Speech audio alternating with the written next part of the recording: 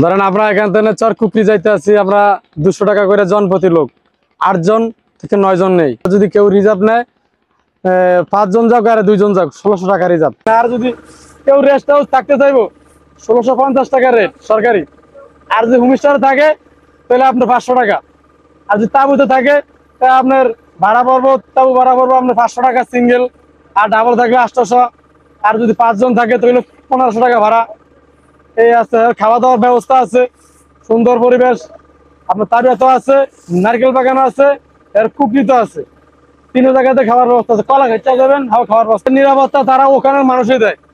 আর কোনো এখানে আজ পর্যন্ত এত টুরিস্ট আইসে গেছে, কোনো কেউর মাল হারানি গেছে, কেউর প্রতি কোনো জুলুম অত্যাচার হয় নাই, আর সামনের দিকে হবেও না।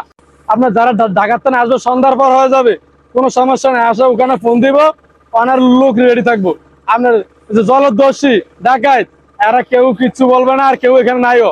আর সেই সব ধারণা যদি থাকতো তাহলে এত মেয়েরা এত ছেলেরা রাত্রে আইসা ওই নারকেল বাগান ঘুমানো সম্ভব হইতো না। নারকেল বাগান তারুয়াতে হাজার হাজার লোক রাত দিন পড়ে থাকে। কে মেয়ে কে ছেলে তারা কেউ কেউ জিজ্ঞে না, ভাই আপনারা কেন আসছিলেন, কি আশায়, কি বিষয়, তাদের মতন তারা ঘুরতে আছে। শীতের মৌসুমে তেনে শীতের 3 মাস আমাদের লোক বেশি আসবে। আর আপনার বর্ষায় জশকাল আসে তখন লোক থাকে না, কেন তেসুঙ্গা এমনি রুলিং নদীতে জমা টমা।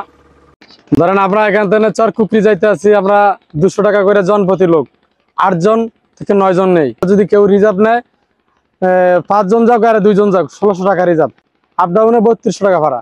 আমরা রিজার্ভ 3000 টাকা যাই। আর যদি আপনার সেখান থেকে কক্সবাজার থেকে তারুয়া, নারকেল বাগান, কুকরি রেস্ট হাউস যায় তো 7000 টাকা ভাড়া।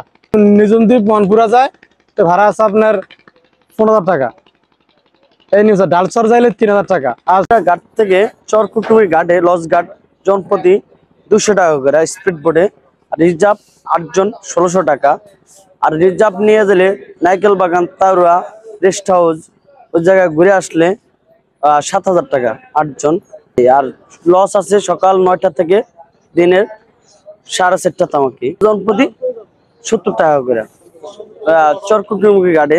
আর তারুয়াতে নাইকেল বাগান রেস্ট হাউস যাইলে স্পিড বোট ছাড়া যাওয়া যায় না, না হলে ট্রলার আছে, রিজার্ভ নিয়ে যেতে হয়।